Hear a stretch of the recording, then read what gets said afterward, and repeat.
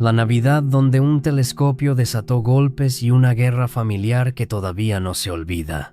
Para dejarlo claro desde el principio, sí, yo fui el tío que se peleó con media familia, el que arruinó la cena, a quien que todavía recuerdan en los brindis incómodos y al que ya no dejan cuidar a los niños ni 5 minutos.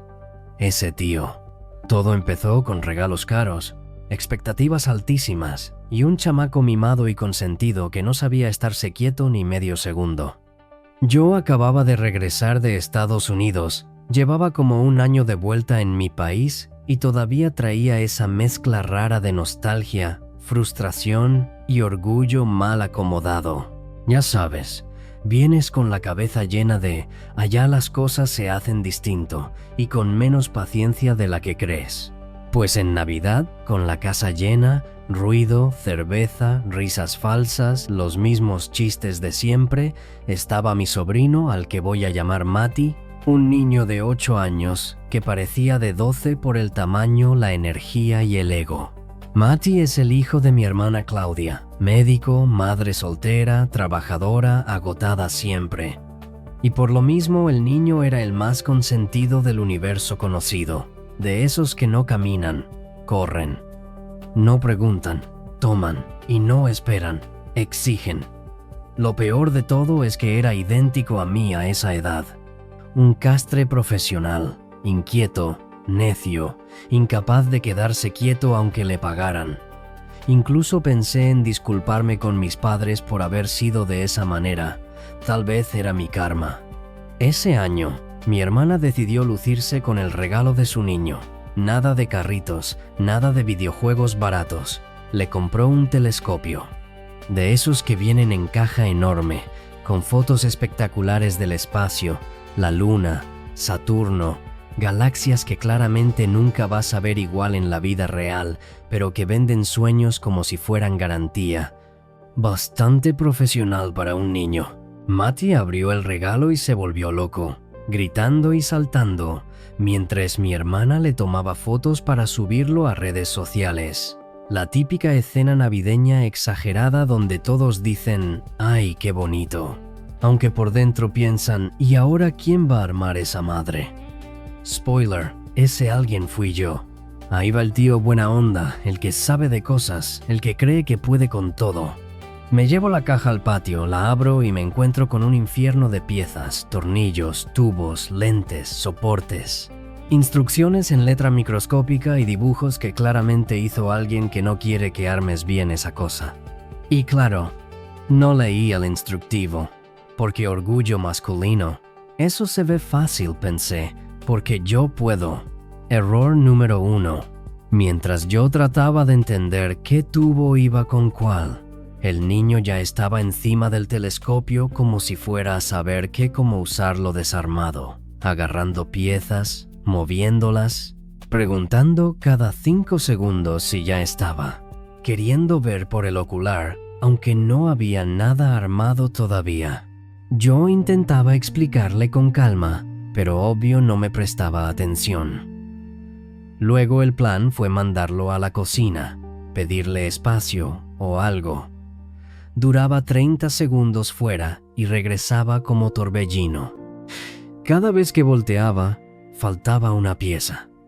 Cada vez que avanzaba, el niño ya había desarmado algo. Y poco a poco, esa paciencia falsa de no pasa nada, es Navidad, empezó a resquebrajarse. Para colmo, en el patio también estaba un señor mayor, al que apenas conocía.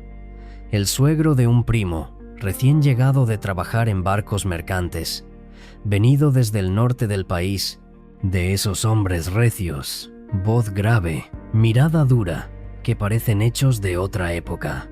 Estábamos platicando de cualquier cosa, yo sin dejar de pelearme con el telescopio y con el chamaco. En eso, el señor suelta un comentario medio en broma sobre lo inquieto que era el niño. Yo, ya fastidiado, medio riéndome, medio hablando en serio, dije algo que claramente no debí decir, pero que en mi cabeza sonó normal, que al chamaco le hacía falta mano dura. Y el señor, sin titubear, Como si habláramos del clima, dijo que él a su hijo menor lo corregía así todo el tiempo. Lo dijo tranquilo, como si fuera lo más normal del mundo. Bueno, tal vez lo era en su pueblo, no lo sabría. Ahí, sin darme cuenta, ya se estaba cargando el ambiente, pero yo seguí en lo mío. Después de casi una hora de estar armando, buscando piezas, volviendo a empezar, esquivando manos infantiles y respirando hondo para no explotar, logré armar el dichoso telescopio. Ya estaba preparado, firme, completo. Solo faltaba enfocarlo. Y ese momento fue el punto donde todo empezó a salirse de control. Porque para enfocar necesitas paciencia, quietud, no moverlo como si fuera trompo. Y Mateo, lejos de entender eso, pegaba la cara al ocular ensuciándola, empujaba todo, metía la cabeza, me daba cabezazos sin querer y se colgaba prácticamente del aparato. Yo ya estaba hasta rojo, cansado, sudado, con la mandíbula apretada, y me dolía la espalda porque todo lo armé en el suelo. En ese instante, apareció mi hermana desde la puerta, con una cerveza en la mano, medio alegre y algo oída. Yo estaba con las manos en el telescopio, intentando que quedara firme, cuando me di cuenta por el rabillo del ojo que mi hermana se acercaba. Ella ya traía ese tono raro que mezcla cansancio acumulado, alcohol ligero y esa confianza peligrosa de no va a pasar nada. Yo, sin voltear del todo, solté una amenaza que no pensé que nadie tomaría en serio. ¿Que se llevara al niño o iba a perder la paciencia y lo iba a educar como le hacía falta? No lo dije gritando, pero tampoco fue en broma. Yo de verdad estaba harto. Fue de esas frases secas, tensas, que cortan el aire. Mi hermana se rió, como si no fuera en serio. Y remató con algo que, hasta hoy, sigo sin saber si dijo por la peda, por el coraje o porque de verdad pensó que no iba a pasar nada. Me dijo que si lo decía que lo hiciera. De verdad. Entonces Mateo empujó el juguete y se cayó de lado, sin romperse por suerte. Pero ahí fue cuando todo se fue al traste. No pasaron ni 2 segundos. 2. Mi cerebro no procesó nada. No hubo reflexión moral, ni esto está mal, ni es Navidad. Fue automático, visceral, como si me hubieran apretado un botón viejo que traía guardado desde niño. Agarré el cinturón y le solté 2 correazos al chamaco. Lo peor fue que ni lloró. Mateo traía mezclilla gruesa, ni siquiera hizo un gesto de dolor. Solo me volteó a ver con una mirada fría, desafiante, esa mirada que dice: ¿eso es todo? Una mirada que no se le hace a un adulto si no te sientes intocable. Y ahí entendí que el problema no era el golpe, era todo lo que venía acumulado detrás. Antes de que yo pudiera decir nada, el señor del patio, el marino mercante, soltó una carcajada seca y dijo que así no servía, que era mejor a calzón quitado. Lo dijo como consejo técnico, como si habláramos de arreglar un carro. Y entonces gritaron. Desde adentro de la casa, una de mis tías pegó un alarido que todavía resuena en mi cabeza. El típico grito desgarrado, escandaloso, dramático y bien chillón, que no pregunta, acusa. No le pegues a mi niño, no al niño, no a Mateo, mi niño. Como si yo acabara de atacar una propiedad familiar sagrada con toda mi fuerza. En segundos el patio se llenó de gente, primos, tíos, abuelos, todos hablando al mismo tiempo. Unos jalando al niño, otros gritándome, otros intentando calmar las aguas. Mi hermana pasó de la risa a la furia en un parpadeo, hasta se le bajaron las copas. Me gritaba que cómo me atrevía, que estaba loco, que no volviera a tocar a su hijo. Y ahí fue cuando la familia se partió en 2, porque no todos estaban de acuerdo con ella. Algunos, los más grandes, los que crecieron a base de cinturonazos, reglazos y pellizcos marca diablo, como yo, empezaron a decir que tampoco era para tanto, que así se educaba antes, que el niño era demasiado insoportable y que nadie le ponía límites, entonces que ya era hora. Otros, más jóvenes, más modernos, de eso es violencia.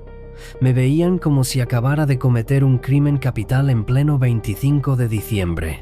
Mi abuela, que nos educó con métodos que hoy serían tendencia en denuncias, fue la más dura conmigo. Me regañó como si yo fuera el niño.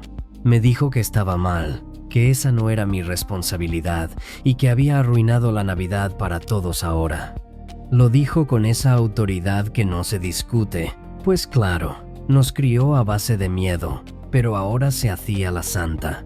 Mientras tanto, el telescopio quedó ahí, olvidado, tirado, apuntando a ningún lado. Símbolo perfecto del desastre. Nadie volvió a tocarlo esa noche. Yo me sentía con una mezcla horrible de coraje, culpa y orgullo torcido, porque sí, sabía que había estado mal. Pero también sabía que nadie más había tenido los pantalones de ponerle un alto. Fuera de la manera que fuera, no había límites. Tanto así que el niño empezó a hacer como que lloraba solo hasta que la abuela lo abrazó con lástima. Realmente no le había dolido nada, solo se dio cuenta de que así lo trataban mejor. La cena fue un desastre, mesas separadas, conversaciones en susurros, miradas incómodas, el brindis más frío que recuerdo. Y en cada esquina alguien contando su versión de los hechos, exagerando, deformando la situación y tomando partido.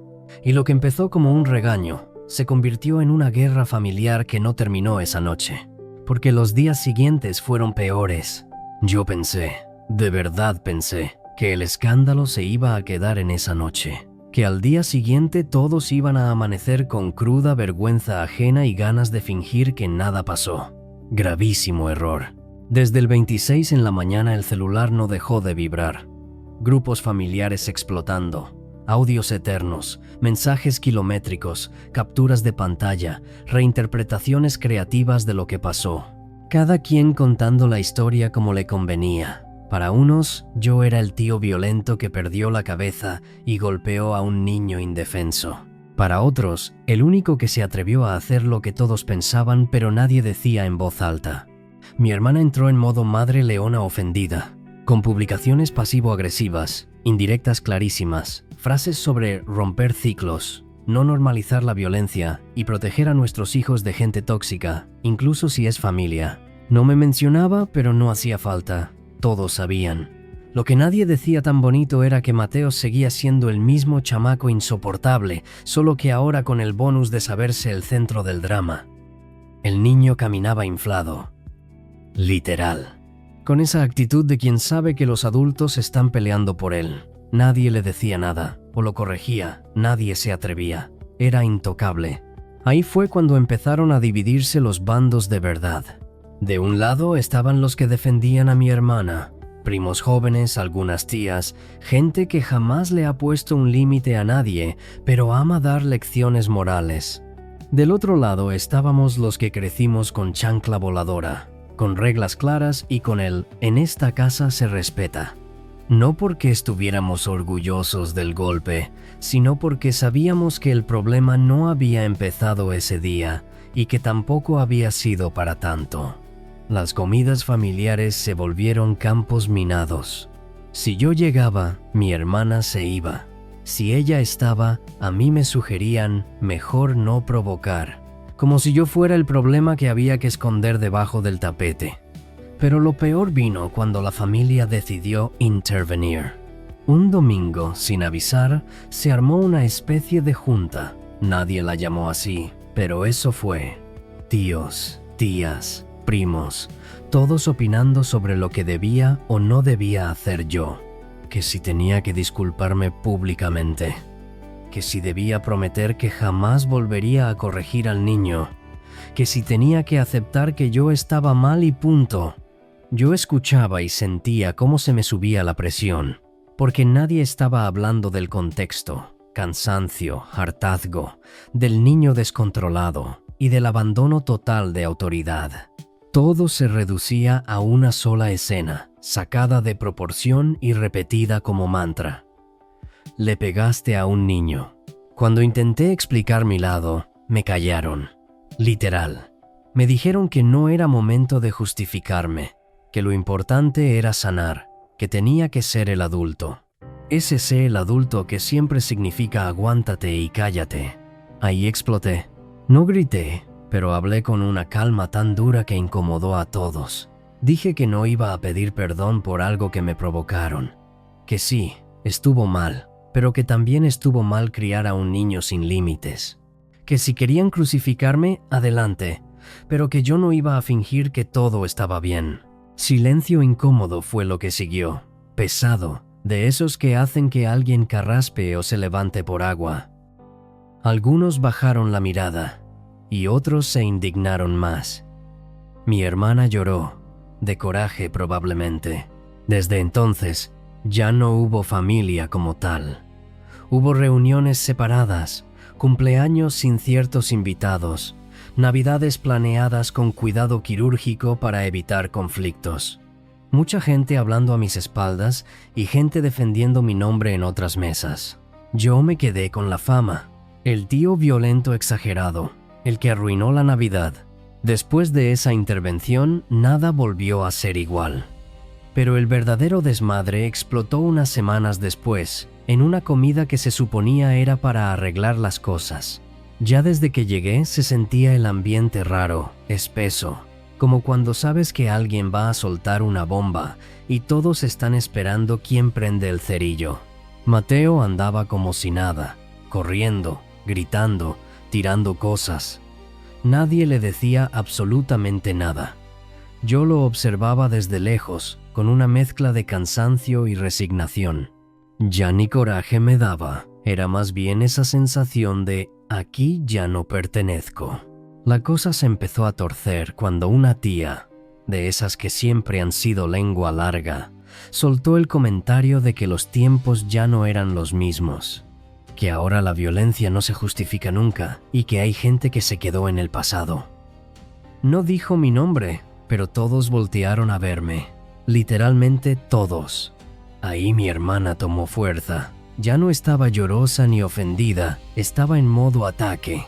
Empezó a decir que no podía creer que alguien así fuera familia, que no confiaba en dejar a su hijo cerca de mí, que quién sabe qué más era capaz de hacer.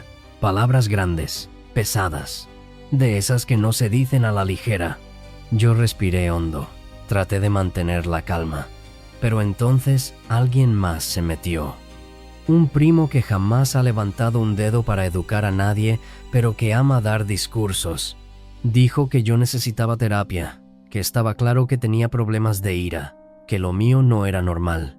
Entonces se volvió a partir la mesa en dos. Otro tío, el más viejo del grupo, el que vio crecer a todos, se paró y dijo que ya estaba bueno. Que nadie estaba defendiendo el golpe, pero que tampoco iban a fingir que el niño era una blanca palomita. Que el problema no era solo yo, sino una crianza sin frenos, límites y sin respeto por nadie. Eso prendió la mecha. Mi hermana se levantó de la silla, gritó que nadie iba a hablar mal de su hijo, que prefería cortar relación con todos antes que permitir que alguien lo señalara. Empezaron los gritos cruzados, las interrupciones, los reclamos viejos que llevaban años guardados, que si tú nunca estuviste cuando se necesitó ayuda, que si tú siempre solapaste, que si tú eres igual o peor. Yo ya ni hablaba. Observaba cómo algo que llevaba años fracturándose finalmente se rompía en 1000 pedazos. Alguien dijo que yo debía irme. Alguien más dijo que no, que si alguien tenía que irse era mi hermana por hacer un escándalo. El niño empezó a llorar, no porque entendiera nada, sino porque le estaban quitando atención. Mi hermana lo abrazó como si lo estuvieran atacando físicamente. Y entonces lo dijo.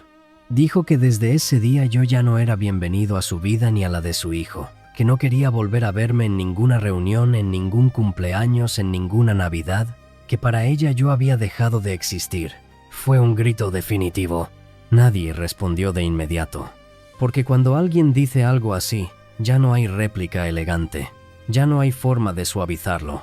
Yo me levanté despacio, no discutí, ni pedí perdón, no me defendí más, solo dije que estaba bien, que respetaba su decisión y que también había cosas que yo no estaba dispuesto a seguir tolerando. Mejor para mí, porque ya no era niñera del maleducado. Salí de esa casa con una claridad brutal. Había perdido a una parte de mi familia para siempre. Esa noche entendí que no todas las peleas se ganan, pero algunas te liberan. Y que a veces el precio de poner un límite es quedarte solo, pero en paz. Las navidades después de eso ya no volvieron a ser iguales. No hubo reconciliación ni llamadas incómodas para no perder la costumbre, o intentos reales de arreglar nada. Simplemente se rompió algo y se quedó así. La primera Navidad después del pleito fue rarísima. Mitad de la familia se reunió en una casa, la otra mitad en otra. Yo estuve invitado, pero ya no era lo mismo. Se sentía el hueco, las miradas que evitaban el tema, los silencios largos cuando alguien mencionaba al niño sin querer.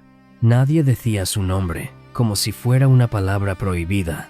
Mi hermana cumplió su palabra. No volví a ver a mi sobrino. No fotos, no mensajes, no feliz cumpleaños, nada. Para ella, yo soy el villano oficial de la historia, el ejemplo de lo que no debía existir cerca de su hijo. Y la verdad es que con el tiempo dejó de doler como herida abierta y se convirtió en algo más frío. Aceptación. Lo más curioso fue ver cómo la familia se fue acomodando sola. Algunos siguieron apoyando a mi hermana sin cuestionar nada, porque cuestionarla implicaba aceptar que quizás se equivocó en algo.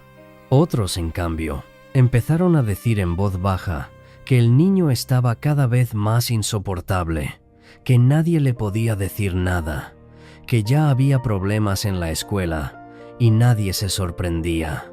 Pero ya era tarde, yo ya no estaba ahí.